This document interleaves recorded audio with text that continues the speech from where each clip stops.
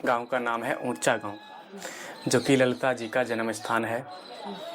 आपके पीछे में जो पर्वत है, इस पर्वत का नाम है अटोर पर्वत, और इसी के ऊपर ललिता जी का मंदिर है। इस गांव में जो है ठाकुर जी की 3 लीला स्थलियाँ हैं। पहला ललिता जी का जन्म स्थल, दूसरा आप देह बिहारी जी का दर्शन कर रहे हो, इसको देह कुंड बोलते हैं। तीसरा अलता पहाड़ी, जिसको सखीगिरी पर्वत बोलते हैं, उस पर 56 कटोरे, फिसलनी चला आदि आदि ठाकुर जी की लीला स्थलियाँ हैं। तो ललिता जी के जन्म स्थल का आपको पता है, ललिता जी का जन्म हुआ। अलता पहाड़ी का आपको पता है कि ठाकुर जी वहाँ पे 56 कटोरे हैं, फिसलनी चला है वगैरह। तो देह कुंड पे ठाकुर जी ने स्वामी जी का तुलादान किया।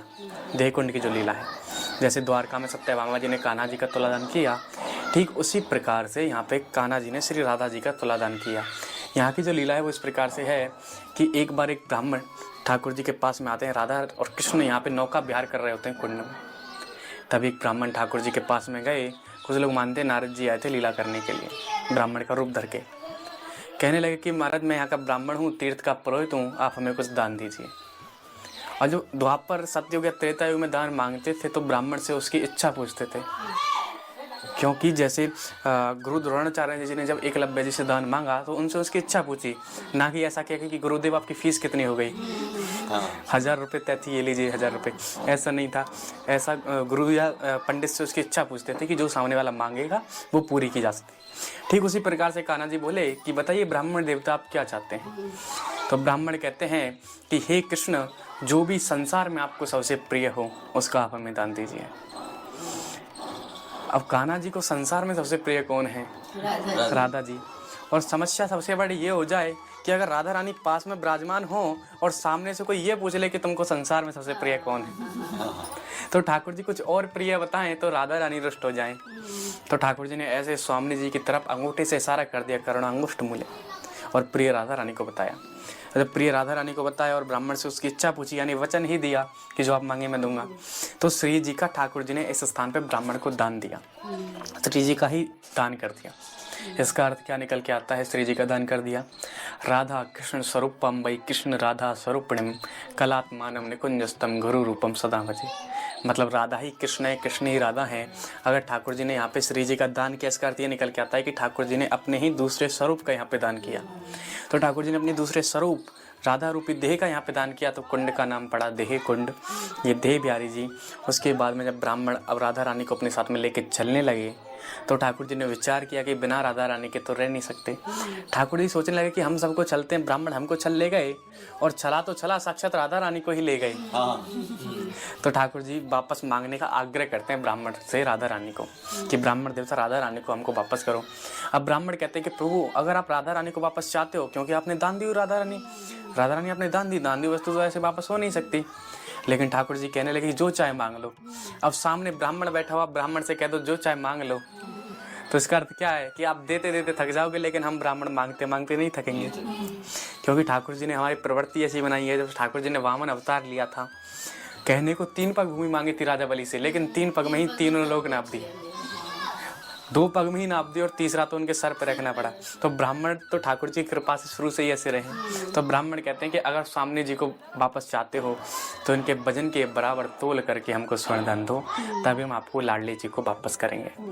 तो कियो राधा को मोल दियो सोने से तोल, लियो कृष्ण कन्हैया ने राध धनन मोल, रखो पंडित को मान दियो सोने को दान। श्री जी को तराजू में विराजमान कर उनके वजन के बराबर ठाकुर जी ने स्वर्ण तोला। अब जब श्री जी का वजन तोला है, देखो यहाँ पे बात समझने के लिए है। जब श्री जी का वजन ठाकुर जी ने तोला तो उल्लेख मिलता है कि श्री जी का वजन बराबर नहीं होता है। तो कहीं कहीं पे तो मान्यता है कि तुलसी का दल रख करके बराबर किया। एक विचार मिलते हैं संत के, जो हमारे बल्लभाचार्य जी हैं, उनके भाव के अनुसार लीला मिलती है। जब श्री जी का ठाकुर जी ने वजन तोला तो श्री जी का वजन बढ़ते बढ़ते 120 किलो हो गया।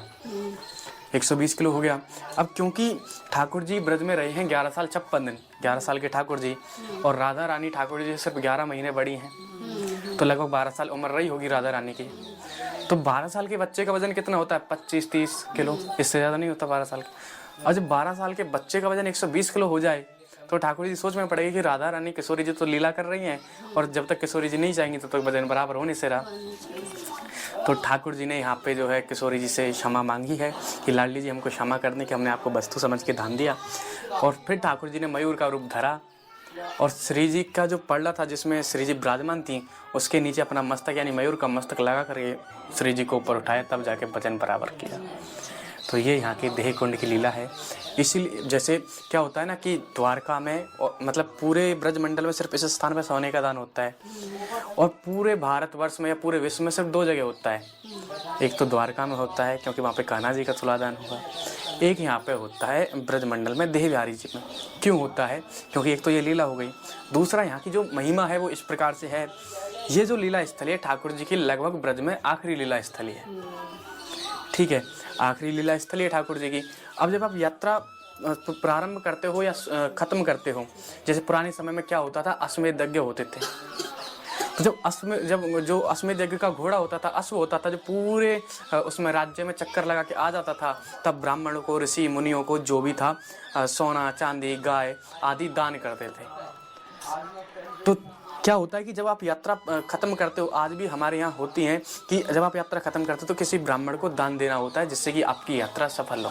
तो देह कुंड पे सबकी यात्रा खत्म होती है पूरे ब्रजमंडल की, ब्रज 84 कोस की, इसीलिए यहाँ पे सोने का दान होता है।